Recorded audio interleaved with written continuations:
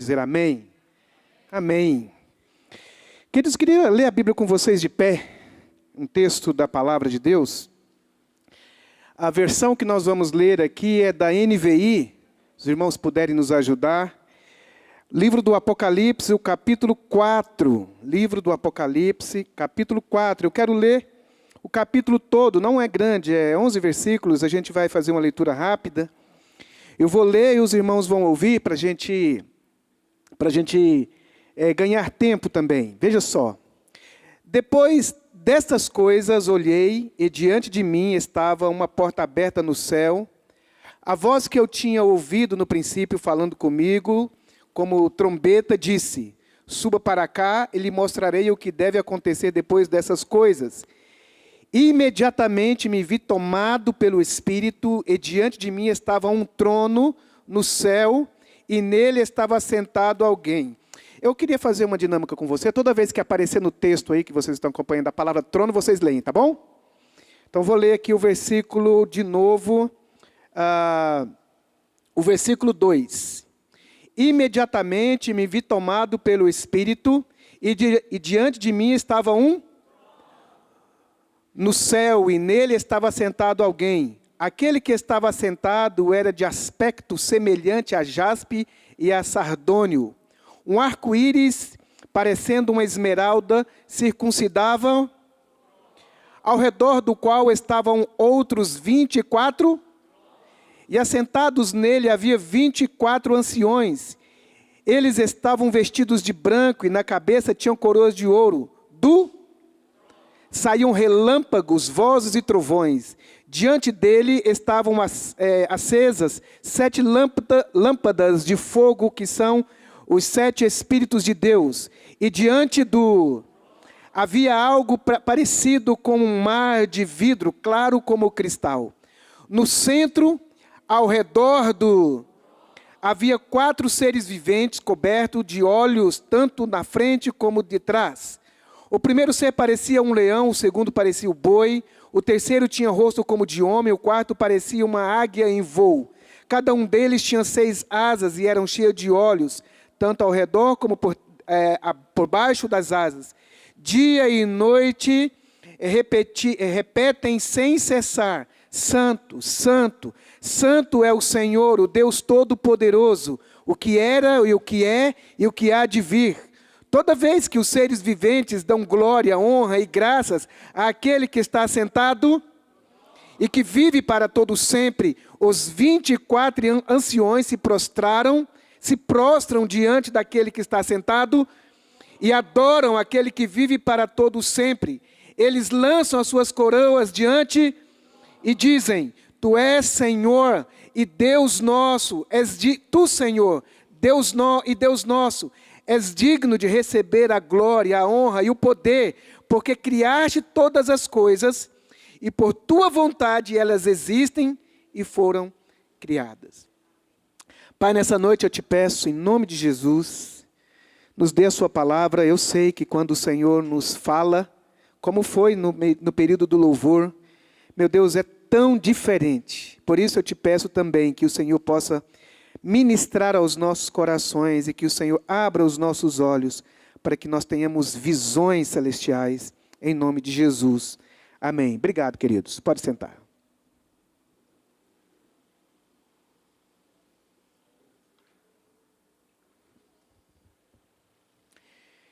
Irmãos, a palavra que eu tenho para falar com vocês nessa noite, uma breve palavra, 3 pontos essa palavra.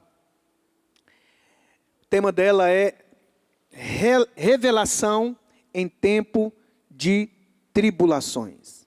Revelação em épocas, em tempos de tribulação. Eu estava no louvor ali agora, nesse momento tremendo do louvor, e me lembrando de que em tempos difíceis do povo de Deus, Deus sempre se manifestou trazendo a sua palavra, trazendo orientações que marcasse o destino. Aconteceu isso quando, por exemplo, o povo de Israel estava vivendo por cerca de 400 a 430 anos em aflição.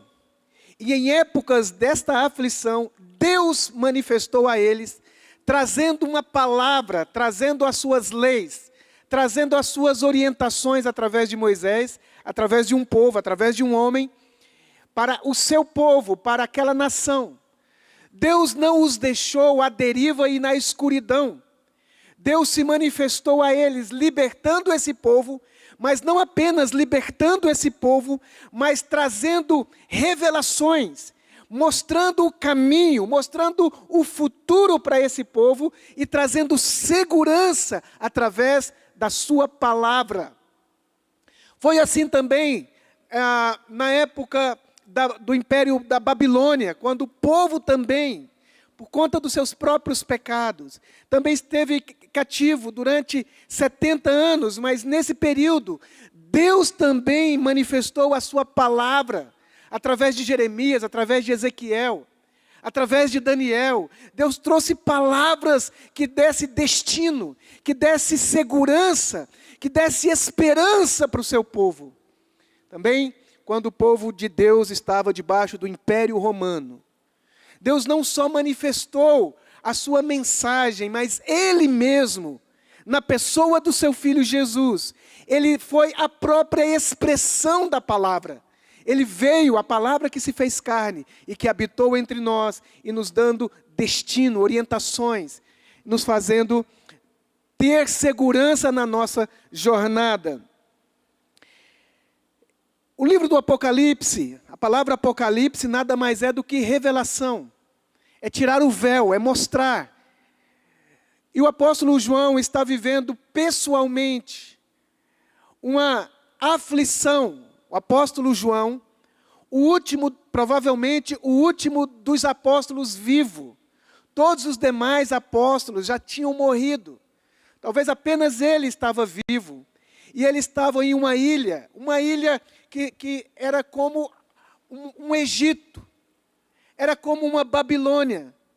Era uma ilha onde se levava os encarcerados, os inimigos políticos do Império Romano. João, que já havia sido padecido por... A tradição diz que ele havia sofreu uma espécie de um banho de óleo quente, não morria. As pessoas, até na época dele, acreditavam que ele não iria morrer. Um homem mais maduro, talvez com quase 100 anos de idade, ou mais de 100 anos de idade, não me lembro agora, não estudei para falar essa palavra para você, sobre João especificamente, mas João com certeza era um senhor, um velho, um moço já bem velhinho, e que tinha visto todo o que estava acontecendo com a igreja. Ele que viu Jesus, andou com Jesus, ouviu as palavras de Jesus, ele agora olha para a igreja. Ele olha e vê que os seus colegas e os melhores discípulos já estavam mortos, a igreja perseguida, se reunindo nas cavernas, se reunindo às escondidas. A igreja que não tinha recursos financeiros, não era rica. Talvez em algumas partes ali e acolá, alguns irmãos tinham recursos, mas na maioria das vezes a igreja padecendo sobre o poder dos imperadores, nesse caso aqui, Dominiciano. E então ele recebe uma revelação na ilha de Pátimos. Ele tem uma revelação, no capítulo 1 disse que um anjo apareceu para ele, capítulo 1, versículo 1, revelação de Jesus Cristo que Deus lhe deu para mostrar a seus servos o que em breve há de acontecer, e ele enviou o seu anjo para torná-la conhecida ao seu servo João, que dá testemunho de tudo que viu, isto é, a palavra de Deus e o testemunho de Jesus Cristo. E ele aqui então, ele recebe essa palavra de Deus na sua velhice, já nos seus últimos dias, ele recebe esta revelação. Eu quis falar para você 3 coisas importantes para que nos dias difíceis da igreja, nós precisamos também recobrar, relembrar em nossa memória as visões espirituais, as visões celestiais, as visões que Deus deu no livro do Apocalipse e também em todas as Escrituras, para que a nossa alma seja pacificada e que nós tenhamos ânimo, disposição e força para continuarmos na jornada da fé, diante das aflições, dos dias maus em que nós vivemos. Meus queridos irmãos, o mundo conspira contra a nossa fé. Não há nada que esteja no mundo que beneficie a nossa fé. A Bíblia diz categoricamente que nós somos como ovelhas, sendo enviada para o meio dos lobos. Alguns interpretam uma coisa, outros, mas ela diz que nós somos luz no meio de trevas, que esse mundo jaz no maligno. E João, ao ver o cenário do poder dominando sobre os menores, de uma igreja que não tem força política, não tem força nem numérica, não tem voz de autoridade para se bancar com poder diante de outros poderes. Parecia que a igreja estava à mercê do Império Romano e do seu imperador. Parecia que a igreja estava à mercê das decisões tomadas no trono dos Césares, no trono do império. E diante desses dias de escuridão, é necessário que o nosso coração recobre as visões, aqui principalmente do capítulo 4 e do capítulo 5. Gosto do capítulo 4 e do capítulo 5 do Apocalipse, porque parece que daqui desse capítulo, desses dois capítulos, emergem todas as coisas que Deus irá fazer ou está fazendo na história. Por causa desse acontecimento aqui do capítulo 4 e o capítulo 5, é que nós temos a segurança de que aquilo que Deus falou, aquilo que Deus deseja fazer, vai acontecer na história. Algumas realidades que não podemos perder de vista. Algumas realidades que eu coloquei aqui para a gente não perder de vista na nossa história, na nossa jornada de vida. A primeira é o que acontece aí no capítulo 4, o versículo 1. Depois dessas coisas, olhei e diante de mim estava uma porta aberta no céu. A visão da porta no céu. Eu acho interessante essa expressão. Enquanto você vai ler o capítulo 1 até o capítulo 3 do livro do Apocalipse, o João está tendo uma visão até mesmo de Deus, mas a partir daquilo que está acontecendo na terra. Ele está na terra e ele está trazendo mensagens para as 7 igrejas da Ásia, mas ele está falando na perspectiva de quem está na terra. A voz que ele ouve é voz celestial. A voz que ele está ouvindo é Jesus falando, mas a visão que ele está tendo é uma visão ainda da terra. É como que ele não consegue enxergar além daquilo que os próprios olhos dele conseguem ver. Quando Jesus fala, eu quero que você escreva uma carta para a igreja de Tiatira, ele sabe dessa igreja. Ele conhece talvez alguns irmãos ali, provavelmente. Ele sabe das realidades da igreja de Éfeso. Provavelmente, se eu não estiver enganado, ele até foi pastor da igreja de Éfeso. Ele conhece as realidades daquela igreja do ponto de vista dos contemporâneos, como nós estamos aqui. Se alguém aqui perguntar assim para você, que é aqui da nossa comunidade, como é essa igreja? Você vai falar dos pormenores, das coisas boas, das virtudes que você consegue perceber aqui nessa igreja local. Mas o que Deus deseja fazer para João e para a igreja é levá-lo para um nível aonde ele consiga enxergar a história do ponto de vista do céu. E a primeira coisa que nós vemos aqui nesse texto, que ele vê uma porta aberta no céu. E depois dessa expressão que diz que ele viu uma porta aberta no céu, essa palavra é tremenda, diz, a voz que tinha ouvido no princípio falando comigo, como trombeta disse, suba para cá e eu vou mostrar para você o que vai acontecer. Eu vou mostrar para você o que vai acontecer. Maravilhoso isso, em tempos de tanta escuridão, em incertezas, Deus abre a porta para João no céu, para mostrar tudo o que vai acontecer na história. O que Deus estava falando para a igreja dele era como dissesse assim: olha, você não consegue enxergar tudo da onde você está. De onde você está enxergando só o Império Romano. De onde você está enxergando apenas o trono de Satanás, né, em determinada igreja. Você está enxergando apenas as realidades da igreja, como aquela igreja que tem lá uma profetisa, Jezabel.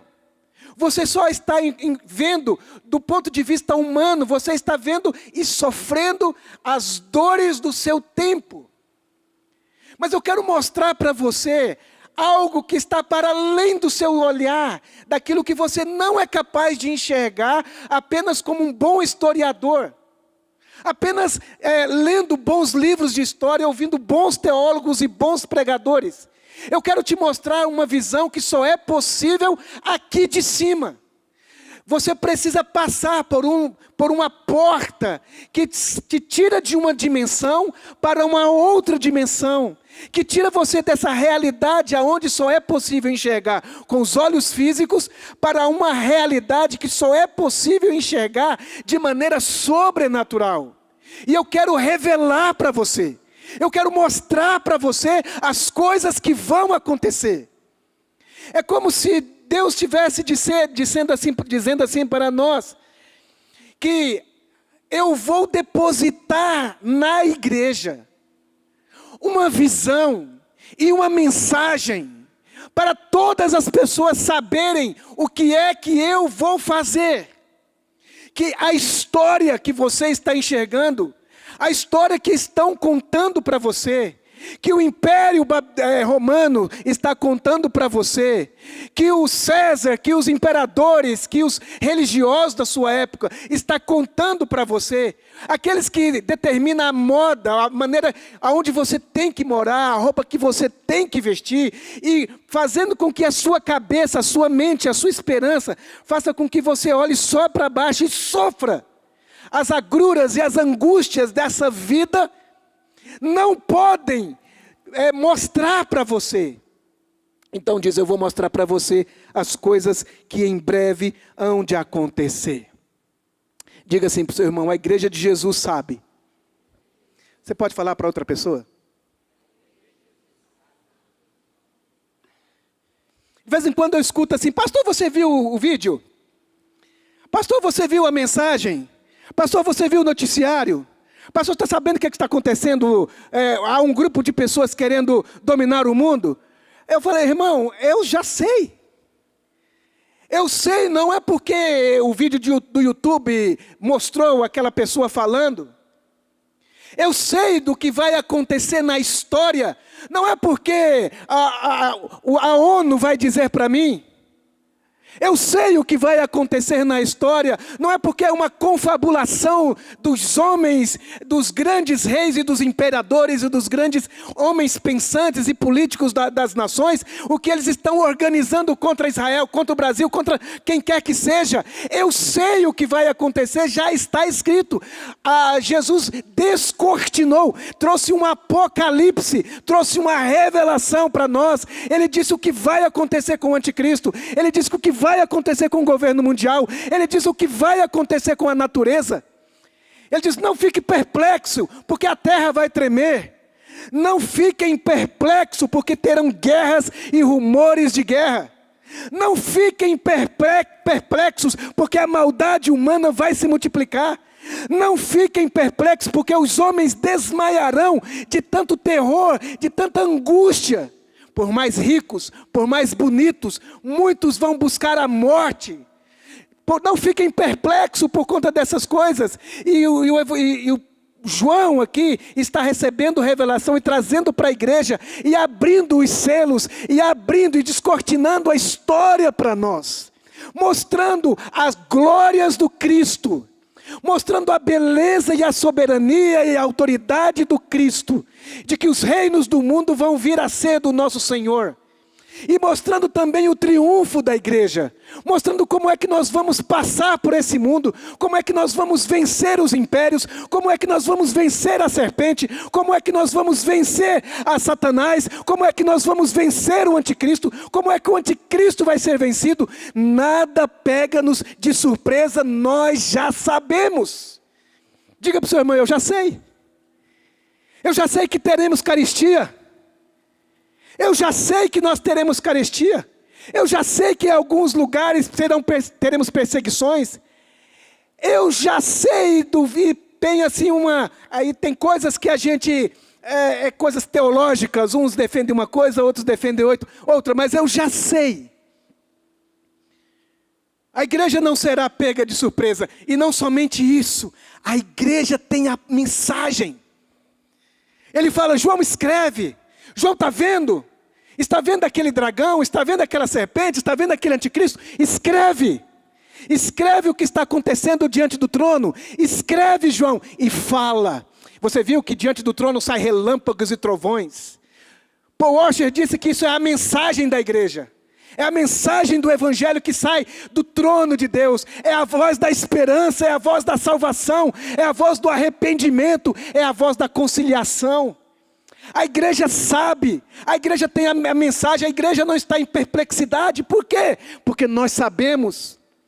As pessoas perplexas, quando chegam diante de nós, ou na nossa frente, elas podem ser iluminadas pelo conhecimento, pelo entendimento do que é que está acontecendo no mundo, do que é que está acontecendo na história. Eu não estou dizendo que você conhece as notícias do mundo e que você tem um conhecimento geral muito bem, você é cheio do conhecimento porque você está antenado com o que está acontecendo no mundo. Eu estou dizendo para você que nós sabemos a mensagem, nós sabemos como é que sai da escuridão, nós sabemos como é que enfrenta crises, nós sabemos como é que se enfrenta anticristo, nós sabemos que tem número da besta, mas nós sabemos também que tem os selados de Deus. Nós sabemos que o Espírito Santo está sobre nós. Nós sabemos. Nós temos a mensagem. Nós temos a palavra. Nós temos o Espírito. A palavra está na igreja. A mensagem está na igreja.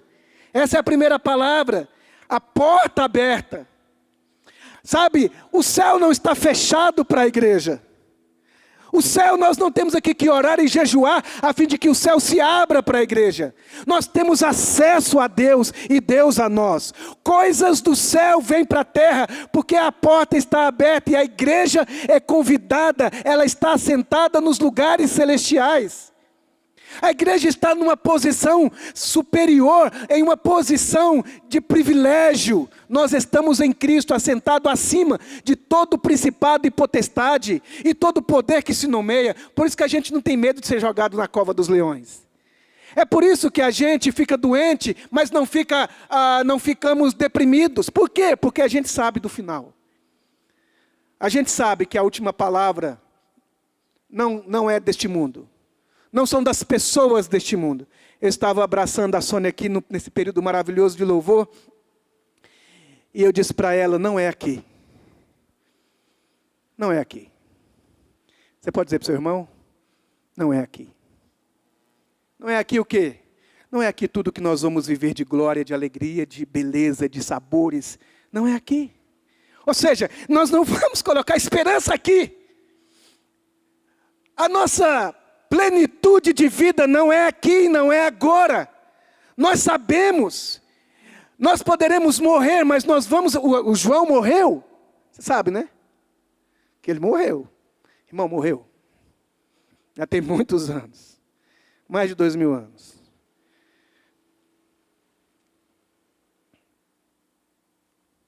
Mas nós sabemos o que vai acontecer com o apóstolo João e com todos aqueles que confiaram as suas vidas a Jesus e se esconderam e se obrigaram aos pés da cruz e no Cordeiro de Deus.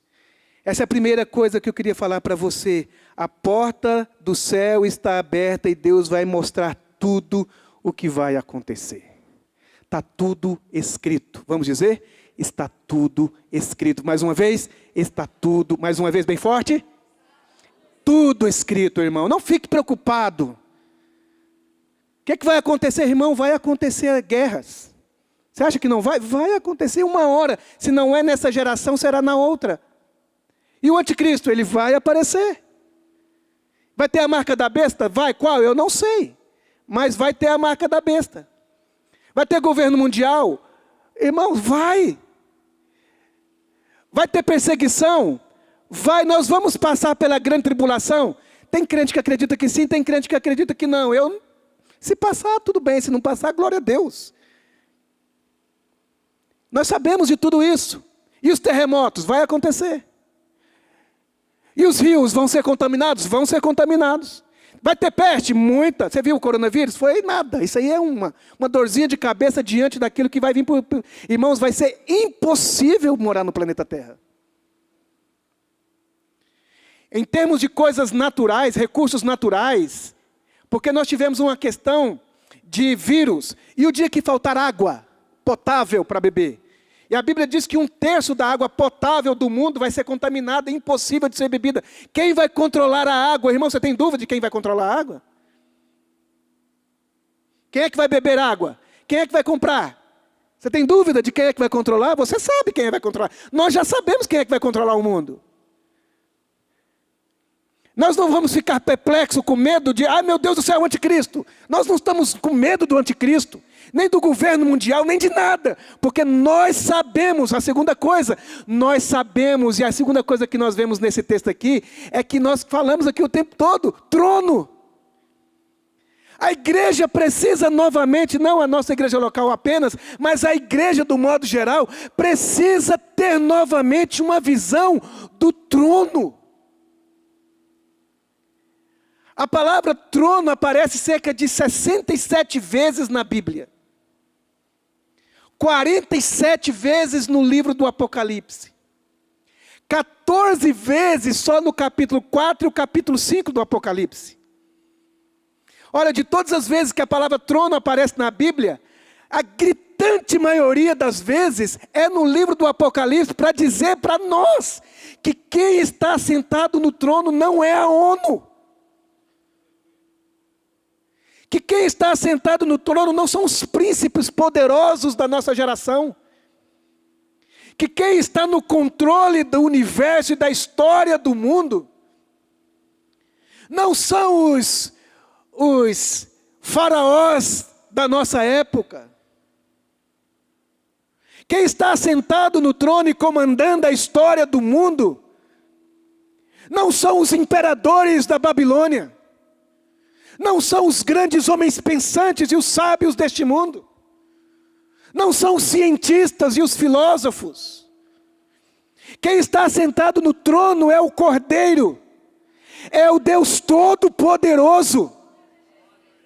Deus está sentado no trono. É de lá que as coisas acontecem. E só acontecem as coisas aqui, aquilo que o trono de Deus permite acontecer. E ninguém tem autoridade de fazer qualquer coisa na história, que a não ser que seja delimitado. Olha, irmãos, para o faraó. Um bando de escravos, fracos, pobres, desarmados.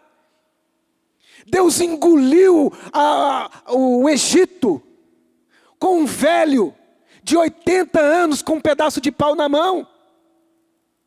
Um velho de 80 anos com um pedaço de pau na mão, enfrentando o maior império da época dele, lá o Egito.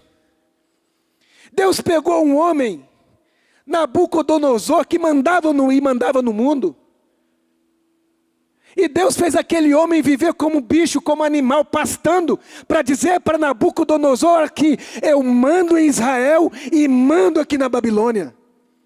Eu sou o Senhor de Israel, mas sou também Senhor da Babilônia, inclusive sou o teu Senhor.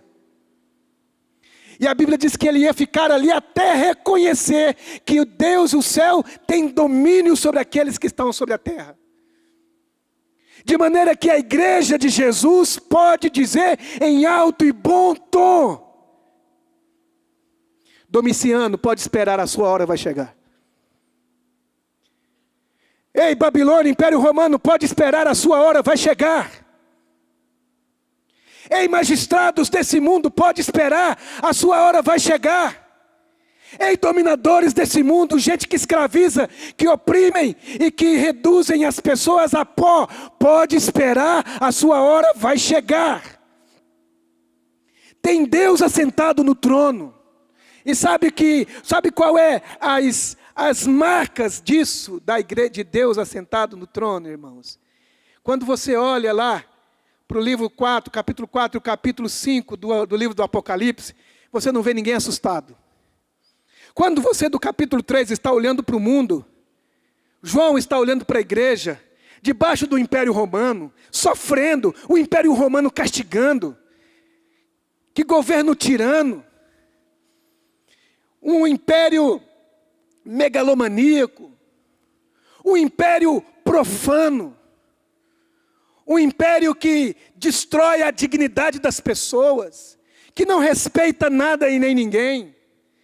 Cujo poder, os Césares, para eles não tinha diferença de homem e de mulher. Eles matavam as suas esposas, matavam os seus filhos, matavam as pessoas.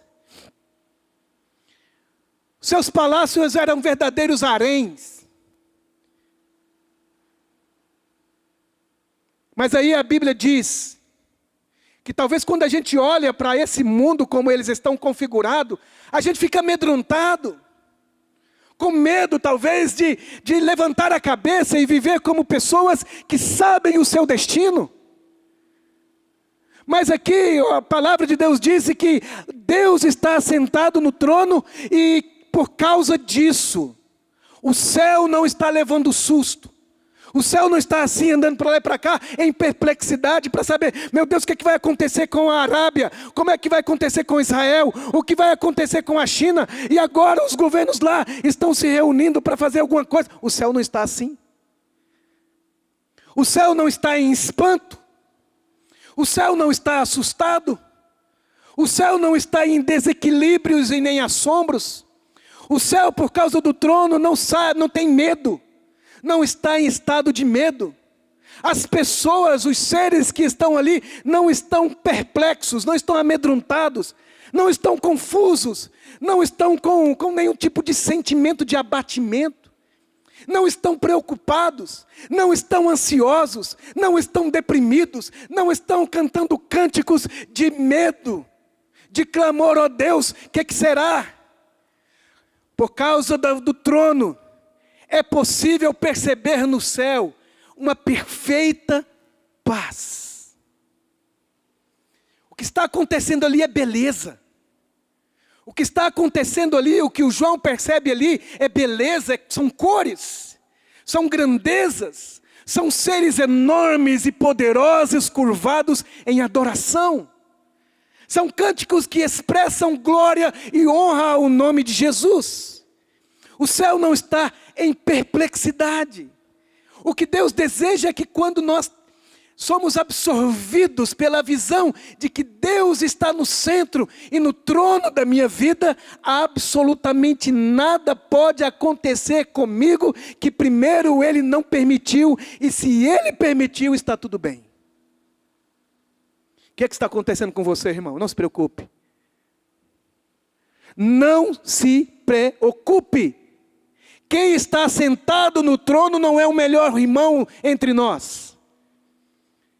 Quem está sentado no trono é o Deus, e esse Deus é o nosso Pai.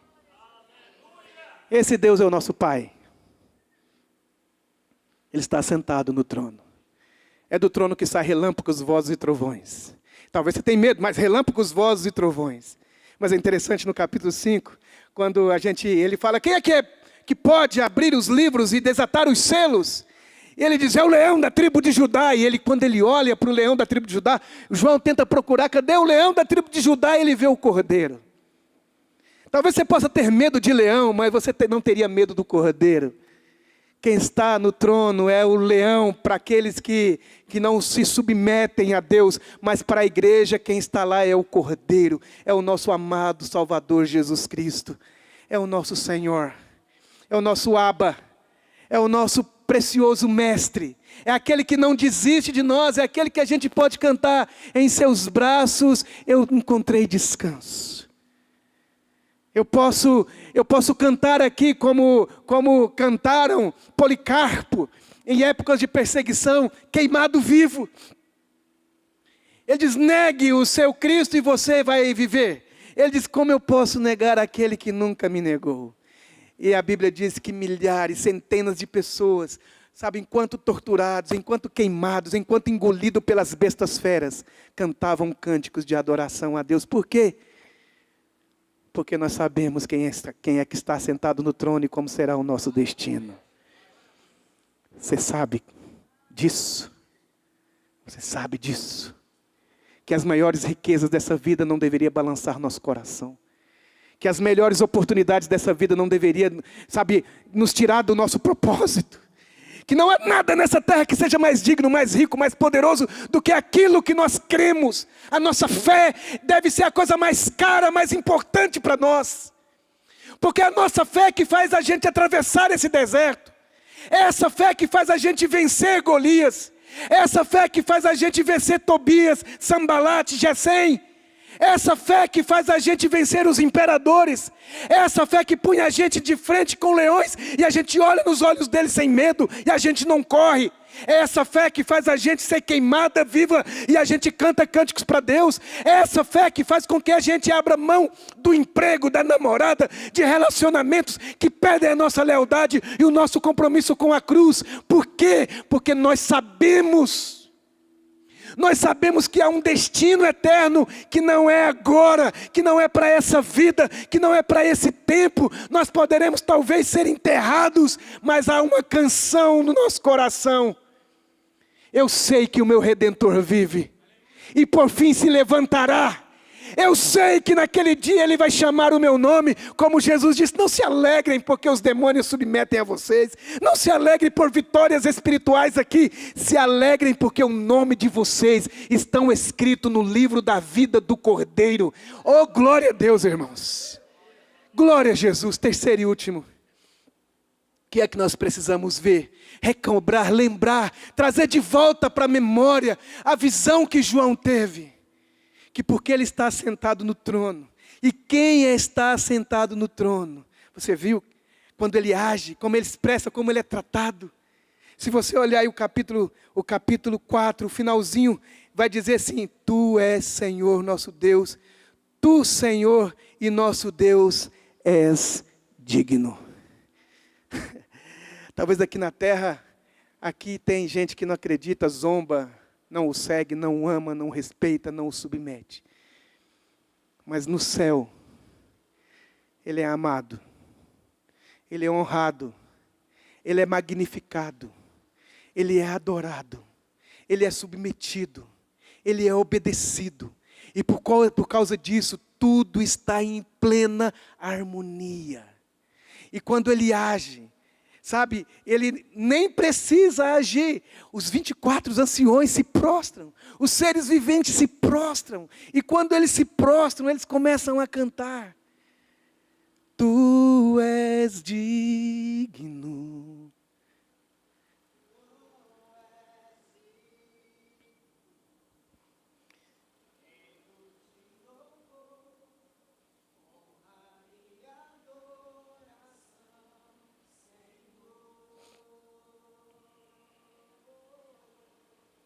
Tu és digno,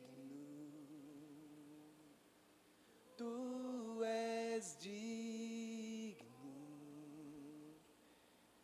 todo meu ser declara, digno é o Senhor. Não tem reclamação. Anjos te adoram, cantam que é santo, junto a Ele minha voz, perante a Ti, e em meio às lágrimas, sou atraído à Tua presença, é o meu prazer dizer, digno é Senhor. Vamos ficar de pé e cantar. Aleluia. Tu és digno. Tu és digno. Rendo-te louvor, honra e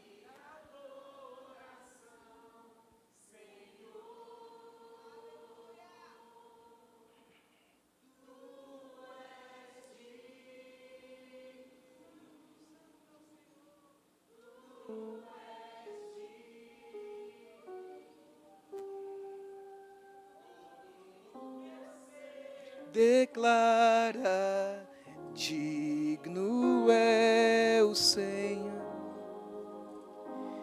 Ao redor, por diante e por detrás, eles tinham olhos e eles não cansavam de dizer sem cessar: Santo, Santo, Santo é o Senhor, o Deus Todo-Poderoso, aquele que é, aquele que era e que há de vir. Toda vez que os seres viventes dão glória e honra e graças àquele que está sentado no trono e o que vive para todo sempre, os 24 anciões se prostram diante daquele que está sentado no trono e adoram aquele que vive para todo sempre. E eles lançam as suas coroas diante do trono e dizem: Tu és digno, Senhor e Deus nosso, és digno de receber a glória, a honra, o poder, porque criaste todas as coisas e por tua vontade elas existem e foram criadas. Enquanto eles estão falando isso, incensos e os seres e os 24 anciões e toda criatura no céu, cheio de incenso, que são as orações dos santos, eles vêm e derramam aquilo e cantam um cântico novo, dizendo: Tu és digno de receber o livro e de abrir os seus selos, pois foste morto e com seu sangue compraste para Deus gente de toda tribo, povo, língua e nação. Tu os constituíste reinos e sacerdotes para o nosso Deus, e eles reinarão para sempre. Então olhei e ouvi a voz de muitos anjos, milhares de milhares e milhões de milhões. Eles rodeavam o trono, inumeráveis seres de toda a espécie da criação, bem como os seres viventes e os anciões, e cantavam em alta voz, milhares, milhares deles, dizendo: Digno é o Cordeiro que foi morto de receber o poder, a riqueza, a soberania, a força, a honra e a glória e o louvor. E depois dessas coisas, todas as criaturas existentes nos céus, na terra, debaixo da terra e no mar, e tudo que neles há, diziam àquele que está sentado no trono e ao Cordeiro: seja o louvor e a glória para sempre. Amém. Amém. O que está faltando na nossa casa é o trono de Deus. O que está faltando na nossa relação de família é o trono. O que está faltando para dar alegria para o nosso coração é aquela certeza de que Jesus Cristo é tão digno, é tão digno, é tão digno da minha vida, é digno da minha lealdade, é digno do meu sacrifício, é digno que eu viva em santidade para Ele, é digno que eu peça perdão para os irmãos, é digno que eu viva em harmonia com todos. Ele é digno. Ele é digno. Nessa noite, Deus te trouxe aqui neste lugar para te fazer lembrar que as portas do céu estão abertas para a igreja, que as informações foram dadas, os livros foram abertos, as cartas foram escritas, os apóstolos falaram, os profetas falaram. Nós não estamos na escuridão, nós não estamos no engano, nós sabemos. Nós temos a mensagem para o aflito, nós temos a mensagem para o necessitado, nós temos a mensagem do Evangelho, que são como relâmpagos e trovões e vozes.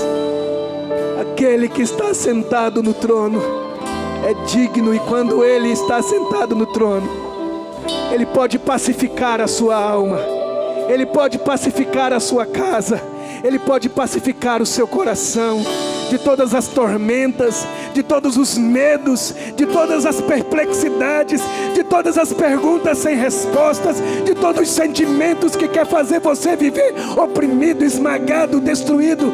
Mas nessa noite, levanta os seus olhos para o céu.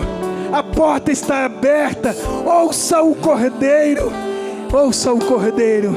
Ele está sentado no alto e no sublime trono. Meu Cordeiro que foi morto, santo, santo Ele é. Oh, aleluia. Um novo cântico ao que se assentar sobre o trono do céu. Oh, aleluia. Oh, adore o Senhor. Adore, Santo, adore o Senhor. Santo, Adore o Senhor. Deus Todo-Poderoso, que era e é e há de vir. Com a criação eu canto louvores ao Rei dos Reis. És tudo para mim e eu te adorarei.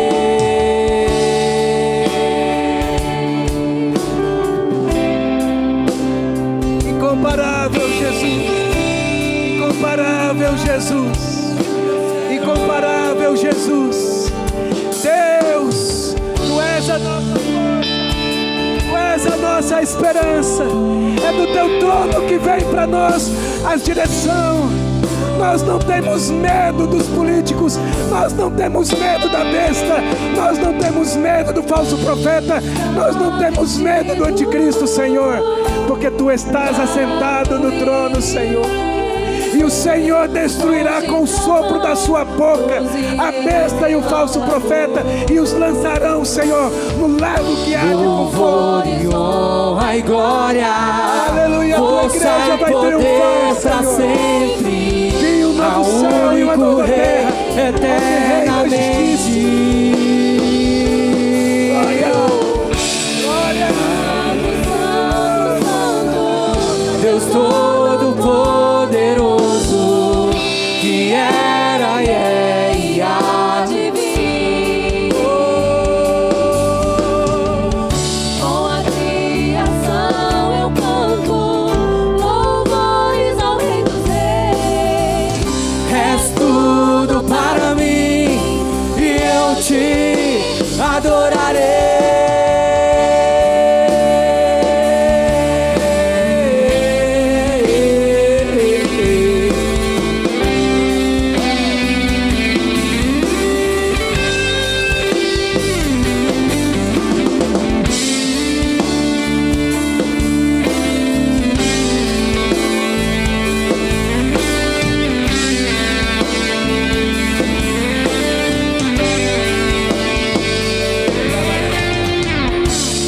Maravilhado,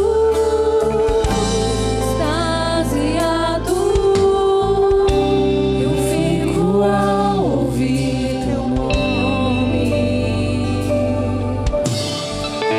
Jesus, teu nome é força, fôlego de vida, misteriosa, água viva.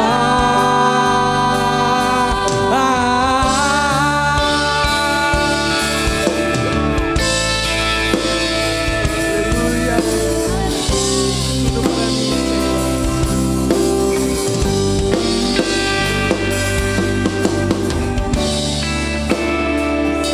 Senhor. Queria pedir para você colocar a mão no seu coração, querido irmão. Fecha seus olhos. Por favor, fecha seus olhos. Eu não sei a circunstância que você está vivendo hoje, mas eu quero te lembrar. Deus está sentado no trono, querido irmão. Seu filho está fora da igreja, fora do evangelho. Você pode clamar, você pode buscar a Deus por ele, com a certeza de que quem comanda a vida do seu filho nem é ele mesmo, nem é o diabo. Deus está sentado no trono. Sua família, seus filhos, seu marido, sua esposa, alguém da sua família está perdida, está perdido. Parece que não tem como ele sair de lá. O Deus que libertou mais de 3 milhões de pessoas da garra de Faraó, com a sua palavra de poder, que cuidou desse povo no deserto, sem água, sem plantações, durante 40 anos. Não lhes faltou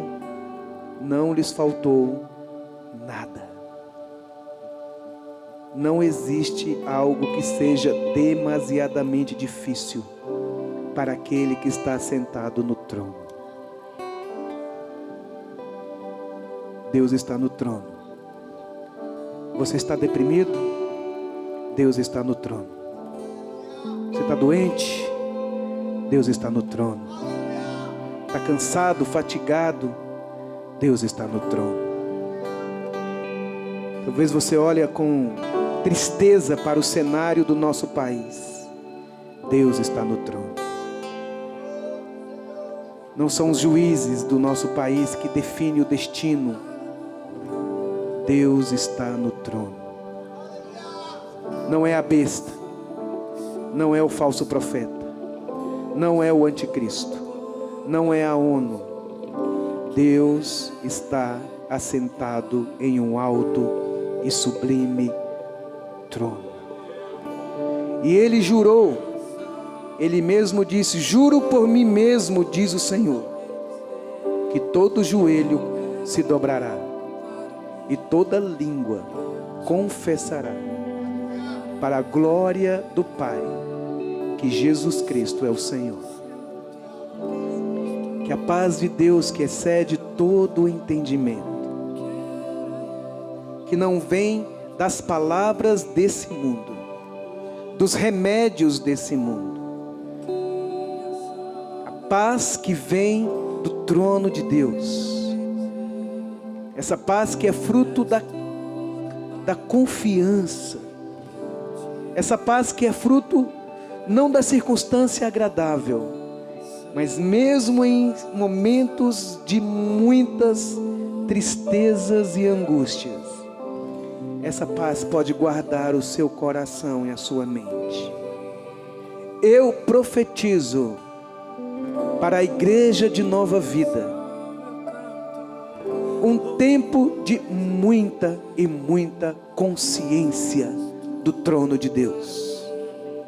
Eu profetizo na sua vida paz, shalom, shalom, paz, paz seja contigo, paz seja contigo,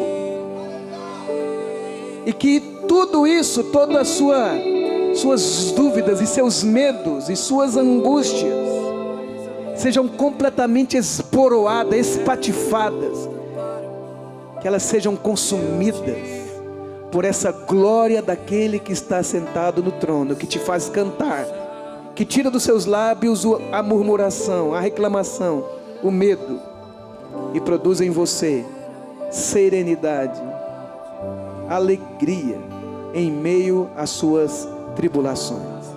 Eu profetizo em nome de Jesus Cristo de Nazaré, revelação em dias de tribulação. Eu profetizo em nome de Jesus que você tenha revelação nas suas tribulações, em nome de Jesus. Segura na mão do seu irmão, vamos terminar juntos. Aleluia. Glória a Deus. Glória a Deus. Você pode dizer 3 vezes: Santo, Santo, Santo é o Senhor Deus, o Todo-Poderoso. Santo, Santo, Santo é o Senhor Deus, o Todo-Poderoso. Mais uma vez: Santo, o Todo-Poderoso, aquele que é, aquele que era e aquele que há de vir. Não temam, ó pequenino rebanho, porque Deus se agradou em lhes dar o seu reino. As portas do inferno não podem prevalecer contra a sua amada igreja. Não tenha medo daqueles que podem te fazer o mal por fora. Temei antes aquele que pode fazer perecer no inferno tanto a alma quanto o corpo.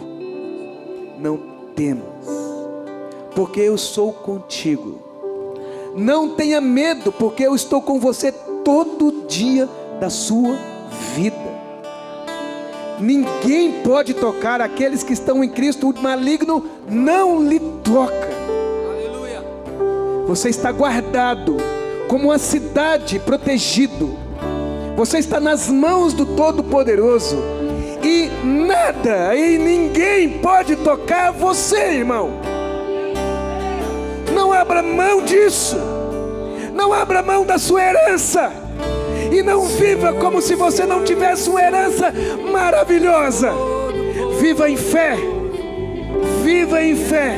E profetize para esta terra o rei que há de vir e aquele que está sentado no trono.